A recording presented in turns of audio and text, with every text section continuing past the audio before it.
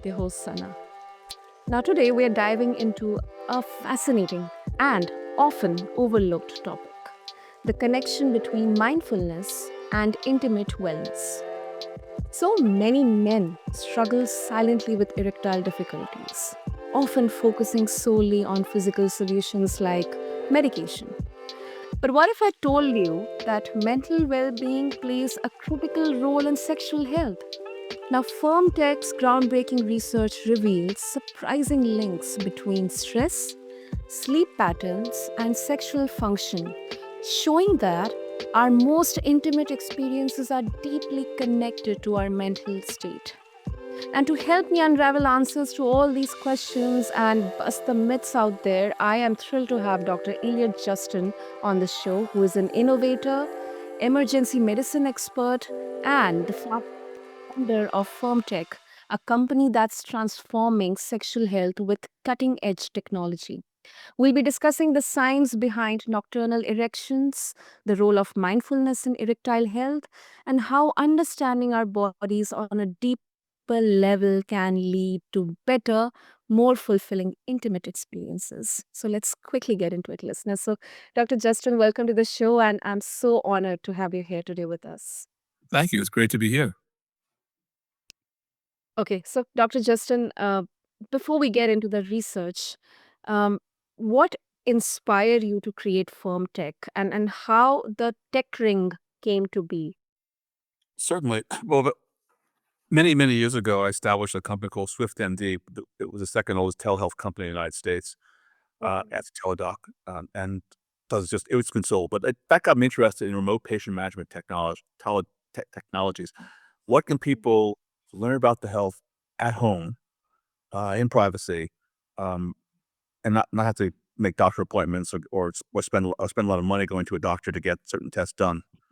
Mhm. That so about 3 years ago, the urology professor at the University of Utah contacted me and said he wanted to count the number of nocturnal erections that men have, and because it's a leading indicator of cardiovascular health, and I was ignorant to that. I think most doctors are to that, and most people are, and we all, I mean, I don't know what to call it in India, but we all, joke about morning wood because a man should have, Mhm. in general, a man should have an erection in the morning, and no man certainly wants to have, dead wood. But I was Mhm. unaware that a healthy man will have 3 to 4 nocturnal erections per night. And if that number goes down, it's indicative of either a cardiovascular problem or significant medication-related issues in general. Uh, Mhm. this doctor um, was not as familiar as I am with sex toys, so I played around with erection rings. Uh, then they pinched or uncomfortable, not particularly good, but I was aware of them. And my Mhm. so I told Dr. Hotaling, he's now my chief medical officer, that I didn't just want to count nocturnal erections. Let's measure all erections, because what are men more interested in? What's happening at night while they're sleeping, or what's happening when Mhm. they're trying to have intercourse. So Mhm. he, in order to count the number of nocturnal erections, we had to basically create a smart erection ring. So what we've done is embedded sensors into an erection ring, but our ring's not made out of hard, uncomfortable silicone that pinches that can only be one 23 minutes. Our erection rings are designed to be one for hours. That way we can collect data about a man's sexual health, but also we can enhance a man's performance. Mm. Wow. Okay. And what exactly uh because what I believe is most people, they don't think about their nocturnal erections as a key indicator of overall health. I think that's one of the least, the most neglected aspect. So, can you break down why tracking them is so important? I mean, what can they tell us about a man's cardiovascular and neurological health? Well, first we live in this really incredible age of healthcare wearables. And to your Mhm. point, they can Yeah. tell us so much about our health. We have visual scales, we have things that tell us about the oxygen content of our blood, we can measure our sugar, et cetera. But there's this gap, and that gap is sex. And sex is so important to people, important not just to their mental health, and to health of their relationships, but also Yeah. important to physical health and a reflection of the cardiovascular health. So uh, the we don't know why men have nocturnal erections. That's interesting as well too. The assumption is made that men need to have them in order to provide blood to the organ overnight.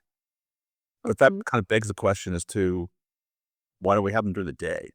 By the way, women have nocturnal erections as well too, which we're also developing a device to study, and more we talk about that more later on. But we do know that the number of nocturnal erections in men uh, predicts their cardiovascular health. So if a man has goes from 4 nocturnal erections to 2, or from 2 to 0, and that pattern Mhm. persists, that man has a 50% chance of having a heart attack in 2 years. We know that men who have heart attacks and strokes or angina or significant diabetes can actually Mhm. see that first in with declining number of nocturnal erections. So Mhm. for men who have hypertension, diabetes, atherosclerosis, um, it following or men who have elevated lipoproteins are concerned, following nocturnal erections becomes a vital sign, and a vital sign that's a lot more interesting to men than how many steps they took yesterday, or what's their respiratory rate, or or what's their pulse. So Mhm. having this information can and we've had men get cardiac catheterizations who have used our device because they noticed that their nocturnal erections were deteriorating. We've had men realize that they really need to pay attention to their diabetes more closely because their nocturnal erections, are deteriorating in number. Uh, so that's the importance. It's similarly, if men would use get data while they're having sex, they can start to assess if they have a problem, what's going on. Is it what I can assess the impact of not only diseases, but of medications, antihypertensives, antidepressants are particular killers of erections. They can measure the impact of alcohol, recreational drugs, relationships upon their sexual performance. So, without data, you're kind of blind. We're all of us, men and women, are on the road Mhm. from fitness, sexual fitness in particular is what we're talking about now, sexual fitness to sexual dysfunction as we get older. And we all would like to know, where are we on that road? We'd like to stop going down that road. We'd like to make a U-turn, but we can't do it without data. It's like kind of like driving a car without a dashboard, or trying to get somewhere on a hike without, GPS, or without a map. We need data. True. It's true. Great, great. Thank you for explaining that, Dr. Justin. Also, um, so many men they turn to medication for ED without considering the underlying causes. I mean, there's lot of misinformation out there. First of all, which kind of creates that fear, and that fear triggers the need for a quick fixation. So, how does stress, anxiety, and lack of sleep contribute to ED? I mean, how can mindfulness practices help? Well, those are erection killers. I'll just pick on myself. For example, I recently went around the world. I lectured about what our research is showing in Vienna, in Austria, and then I went on to Japan, gave a couple lectures, and met with some urologists there. And as I was traveling, my nocturnal erections deteriorated from Mhm. a 3 to 4 average down to 1 to 2, and the firmness of my sex erections deteriorated from 10 to 8, and that's just from one trip. So people who are chronically stressed uh, Mhm. are impacting the blood flow to, hey, every guy's favorite organ. So, uh, you know, uh, being, proper sleep hygiene, uh, restraints about alcohol, are very important to someone's sexual health. The and people and people lose men lose their confidence easily. Yeah. And I recently spoke with a urologist actually in Hyderabad, who's delivering a paper at the World Society of Sexual Medicine in Brisbane in a couple months. And it is a study of unconsummated marriages in India. And I was shocked, really by the number. Although I have to share with you, I shared his data with a leading PhD psychologist in Los Angeles, and she said it's almost as bad in the United States. I'm not, part of me culturally wanted to attribute this to arranged marriages, but that doesn't seem to be the case. It's just, um, and the major reason in the study for people for failure to consummate a marriage was stress and anxiety. So, and work, and we need to, people, get back to being mindful. I think people really need to plan for pleasure, because it's one of the glues of a relationship. I mean, I've been married almost 37 years, and my wife and I try to make love pretty much every day, or certainly 4 or 5 times a week. And it's not just about the sex; it's about all the benefits that come from that. So here are 3 statistics. We know that people well, actually, the study was done on women. It's probably true in men too. But we know the women who have an orgasm every day can Mhm. cut their cortisol levels by 50%. Well, that's a stress hormone, but no doctor recommends that to women, although it's kind of obvious. We know that couples that have sex twice a week versus couples that have sex twice a month, the divorce rate is half.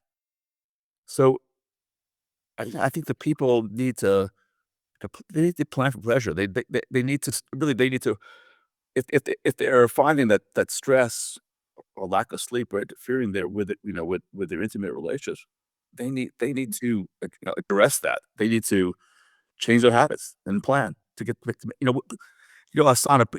When people go to the gym or I Mhm. go to the gym, I don't have a plan in mind. People need to actually, I think, have approached intimacy the same way. They can't rely, especially if their marriage is stressed by work, children. Um, they need to they need to plan for pleasure. They need to make time for it and enjoy the not just the orgasm benefits, but enjoy the benefits in intimacy and satisfaction, happiness. True, absolutely true.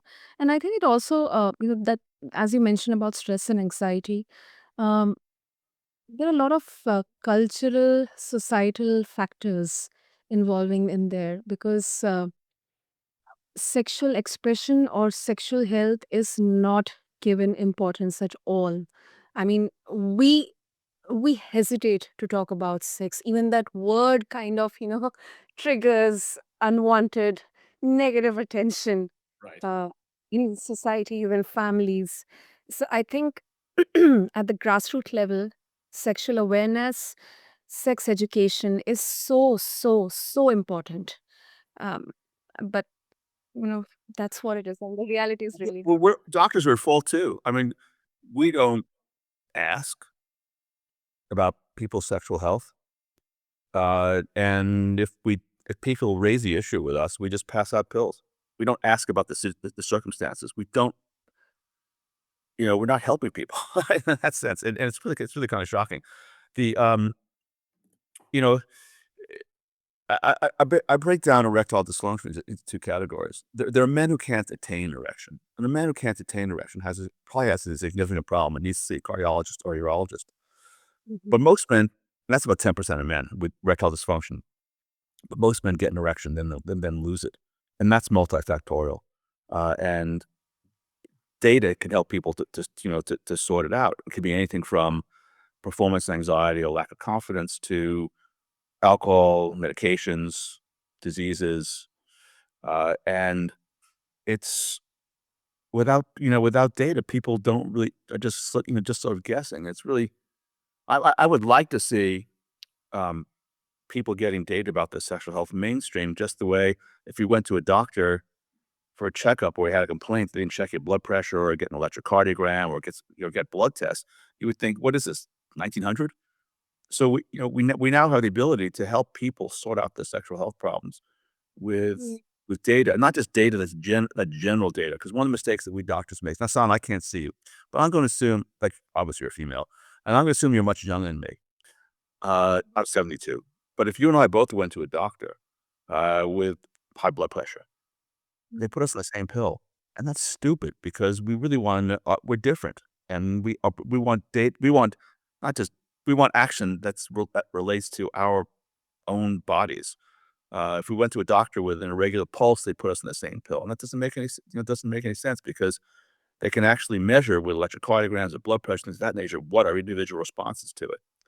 So when it comes to sexual health, the answer for men is take a pill. And to your point, you made a great point earlier, which is if it's one thing for a 25-year-old guy who has confidence issues to go online and get pills. Their pills are overall pretty benign. But it's another thing for guys 45, 50, or 60 or 70 to go online and get pills because he could be masking a significant problem. And with data, that guy can now start to sort out what that problem is as opposed to just guessing and taking a pill. Mhm. And since we're talking about, data, you mentioned the importance of it. I think Of course, sexual health has been a bit of a mystery, even for the medical community, as you highlighted it. So, FirmTech's research on 57,000 documented erections. What are the learnings you got? Some It's of the. it's really been interesting because it's not what I anticipated as a doctor, or certainly what the renowned urologists and cardiologists on my scientific advisory board or elsewhere, have predicted. So this is the largest database of men's sexual health. Previous data uh, research was based on a device called the Scan, which is popped in the 90s. It looks like some Dr. Frankenstein attached to a penis. You have to go to a lab. You can't do it at home in privacy under real life circumstances. You have to lie still. It has wires coming out, going in boxes. Our database is enormous. So here, so the incidence of erectile dysfunction goes up 10% per decade after age 45 or 50. So the expectation of the doctors was that as the incidence of erectile dysfunction goes up, as with age, men get more hypertension, more diabetes, more atherosclerosis, heart conditions, etc., that the firmness of sex erections would go down and the number of nocturnal erections will go down. And it doesn't. It goes down for men who are really sick. It goes down for men who have significant diabetes, for men who have angina or heart attacks, for men who have had strokes and things of that nature. But that's not the vast majority of men. The vast majority of men, as they get older, just have borderline cardiovascular disease. And they have this. What we're seeing is that men until the early 70s have the same number of nocturnal erections as men with 25. They have the same firmness of erections as men with 25. So what's going on here? Why do we have this increased incidence of erectile dysfunction, but men's nocturnal erections, sex erections, are remaining pretty constant since their earlier years?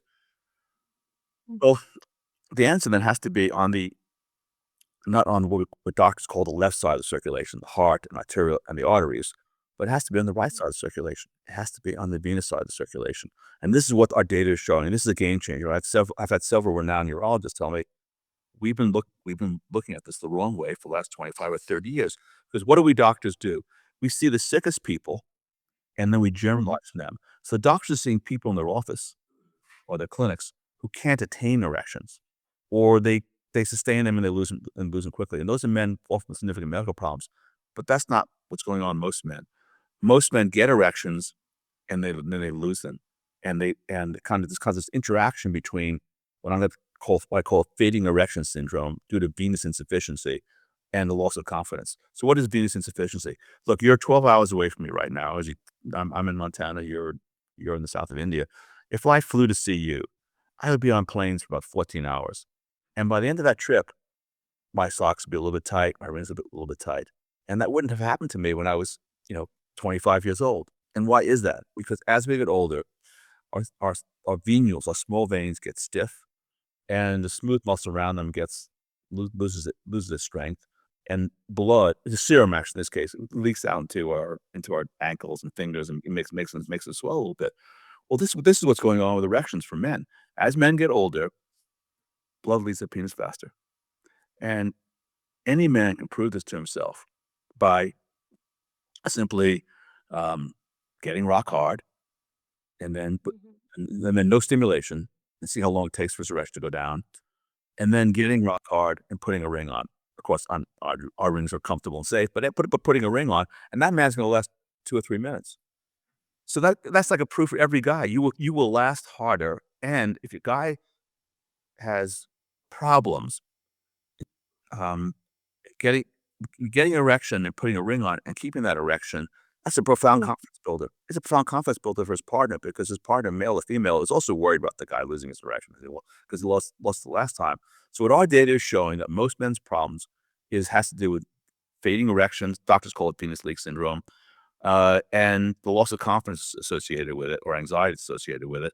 And the answer is to put a ring on. Now, the PD-5 medications, which are popular Viagra and Cialis, sildenafil and tadalafil, they put more blood into the penis, and they're effective. But our data shows that a ring is actually slightly more effective. But if a man has confidence issues or let's call it the fading erection, he attains an erection, then loses it. The answer for that man is to first put a ring on it, which is a non-pharmacological solution, and second, take a pill. And that's a change in the way in which doctors approach this problem because doctors just thinking pills, that doesn't work, give them a shot to produce an erection. It's uncomfortable and painful and necessary surgery. The data is showing that the problem is actually simpler to resolve. Hmm. Wow. That is really, really surprising, Dr. Justin. Yeah, I Hmm. was surprised. I was surprised too, because again, my assumption was that as men get older, um, their cardiovascular issues are gonna on their heart and artery issues are gonna dominate. It turns out not to be the case. But the data set's enormous. Hmm. Wow. Okay. So, also another interesting part of FirmTech's next phase is working, bringing solutions for women's sexual health. So, and I think it's called the FemTech line. So, can you tell Yes. share about it, and also why clitoral health needs the same level of attention? Because I think this needs to be addressed upon. So, if you can share.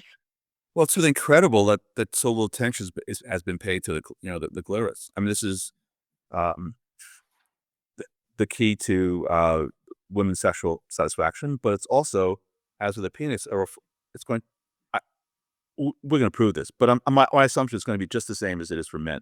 That women have nocturnal clitoral arousal. We know they do. No one's ever really studied it other than in a lab setting.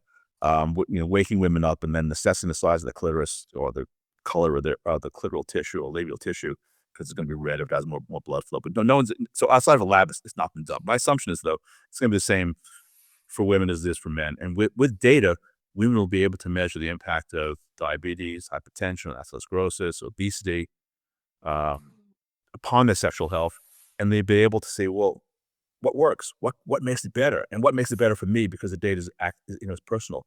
But women have premenopausal women have problems that men don't have.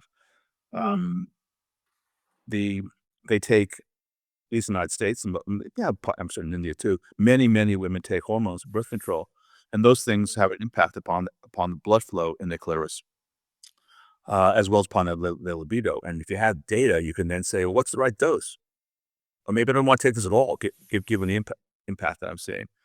And then, as we go up the socioeconomic scale, as women become wealthier, they also take anti-anxiety medications, testosterone, depressants, and other things that have a significant impact upon their sexual health.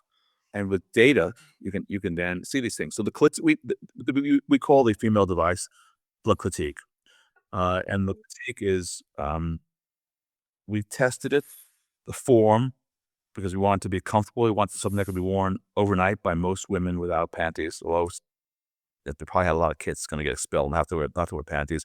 And we want it to be something that can be worn during sex because we want women to be able to measure to get the same benefits as the men get from the tech ring, to be able to both the sexual health, but we also want the device to be a pleasure enhancing as well. So it's been configured to for clitoral stimulation as well too. And we hope to we tested the device and we did two research papers about a year ago. I wasn't at that time. I wasn't totally happy because I didn't think that the device was sensitive enough, or at least there'd be variability. There was motion variability from getting the sensors to Mhm. stay in position. And I think we solved that problem with a new form. But along the way, I've learned about other sensors that will give more information, more sensitive information about the health of clitoris. So this is great. I mean, it's gonna be a game changer for women all around the world, um, and it will help people to understand if they have a problem, what it is, and if they want to avoid problems, to avoid them by following the data. Absolutely. And that is so, so interesting because I think it's really empowering. It's giving you that control to assess and, analyze based on data. And also I think, more of from the mindset perspective, definitely, about longevity and overall well-being because sexual health is one of the most important aspects of holistic health. And of course, as humans, we definitely deserve a lifetime of pleasure and intimacy, irrespective Yes. of. Yes. my mission, our mission of FirmTech is better sex and better sexual health for everyone, so they can enjoy a longer lifetime of lovemaking, and also to help people to um, move beyond the issue, both medical and psychological issues that are interfering with it with their sexual health. So I, I mean, for the just I mean, it's so simplistic. I'm shocked that this doctors didn't figure this out earlier. But the impact on most men of using an erection ring on their confidence and on the partner's confidence, because a man who uses erection ring is going to last longer. And a man who lasts longer is a man that's more confident, but also their partners know they're not gonna lose their erection. It's just um, you know, in the United States at least, and they sell a lot of them in India as well too. Vibrators have become fairly mainstream, Mm. and around the world as well too. Back back in the 1980s when I was younger and dating, there was still a certain embarrassment for women, at least in the United States, about using vibrators because, oh, it's shameful. You should be able to come during penetrative sex. You shouldn't become dependent upon it. Well, um, our daughters, takes them on dates. It's just they're normalized. Well, erection rings have not been normalized for men. There's a certain Mm. still a certain embarrassment about using them. They're for gay men. They're fetish men. I shouldn't need that. Well, men need to get over that pride issue, and not see it as a crutch, but see it as an enhancement. Absolutely. That is such an important. I think that exactly that is the right vision you are embarked upon. So, uh, with that, of course, if our listeners would like to get in touch with you, Dr. Justin, and explore more about FirmTech and explore more about how to mindfully approach erectile dysfunctions and difficulties, how they can do that.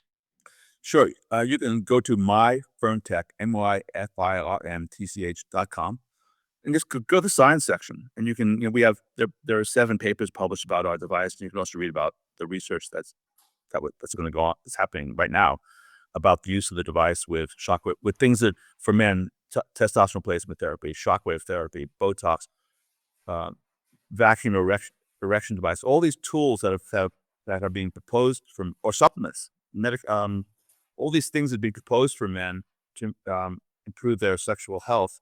Well, do they work? Do they work for you? And so with data, you can figure that out. So yeah, I would go to myfirmtech.com, take a look at the science section. People can reach me personally at Elliot Elliot at myfirmtech.com. I I set aside an hour to an hour and a half of every day, 5 days a week to speak with to answer people's questions. Lovely, lovely. We'll have all the details in the show notes. And Dr. Justin, thank you so much for this eye opening conversation. And thank you for shedding light on the deeper connections between mental well being, physical well being, and sexual health. And I think for me personally, the biggest takeaway here is that mindfulness isn't just about being present. It's about truly understanding and responding to what signs our bodies are giving us. And I think sexually it is one of the most effective ways. So thank you, really really appreciate what you are doing. It was a pleasure. Thank you. And to all of our listeners, if you found this conversation insightful, be sure to check out FirmTech and learn more about how their innovations can support your intimate wellness. You can refer to the show notes along with this episode. And remember that intimacy starts with self awareness and care, both mentally and physically. Until next time, stay mindful and take care of yourself and your loved ones. Thank you.